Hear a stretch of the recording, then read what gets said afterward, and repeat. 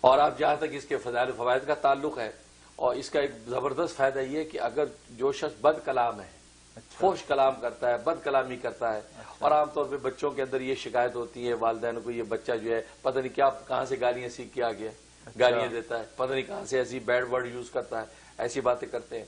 تو اس کے لیے سورہ شعراء میں بڑا زبردست یہ اثر ہے کہ سورہ شعراء روزانہ تلاوت کر کے پانی دب کر کے اس بچے کو پلایا جائے، اس کو پلائے تو وہ 21 دن کرے بلا ناغہ، انشاءاللہ اس کی زبان میں شائستگی پیدا ہو جائے گی اور وہ پاکیزہ کلام کرنے لگے گا۔ ایک فائدہ یہ زبردست، اور دوسرا فائدہ اس کا یہ ہے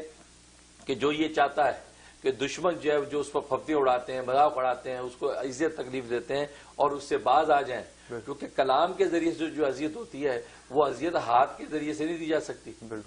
یہ صرف تو کہا کہ ہاتھ سے جو مارا کسی نے تیر تلوار تو اس کی تو مرم ہے، لیکن زبان سے جس نے کاٹا تو اس کی کوئی مرم بھی نہیں ہے،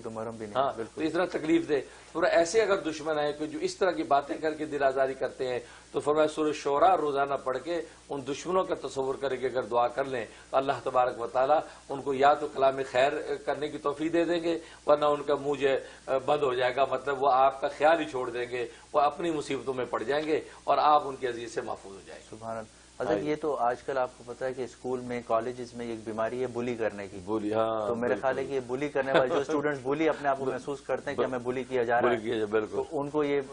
خود پڑھیں یا ان کے والدین پڑھ دیں؟ والدین ایز اے وکالت، آپ کو تو وکالت و توکیل تو جائز ہے، تو بطور وکیل جو ہے والدین پڑھیں، پڑھ کے بچوں کو پانی پلا دیں، ان کے دم کر دیں، ان کے دعا کر لیں، تو یہ بہت اچھا آپ نے کہا کہ یہ وہ بلی کرنے سے بچ جائیں گے۔ بلی ہوتے ہیں بچے، اور بچے واقعی وہ کرٹیسزم تھوڑا سا کر دیں بچے ڈپریس ہو جاتے ہیں، اور باقی یہ بلی کے چکر میں بہت ڈپریشن میں چلے جاتے ہیں بچے، تو سورہ شعراء زبردست ہے کہ وہ اس قسم کے جو ہے معاملات سے محفوظ رہیں گے۔ بالکل ماشاءاللہ۔ اور جہاں تک کسی خواب میں تعبیر کا تعلق ہے تو ایک یہ لکھا کہ اس کی خواب کی تعبیر یہ کہ اگر کسی نے اس کو پڑھا سنا تو اس کا مطلب ہے کہ اس کو کسی کے کلام سے اذیت پہنچے گی، اچھا تکلیف پہنچے گی، کوئی دشمن حاسد کو ایسی بات اور کلام کرے گا جس کے اس کے دل کو دکھ ہوگا اور تکلیف پہنچے گی۔ اور دوسرا مطلب یہ ہے کہ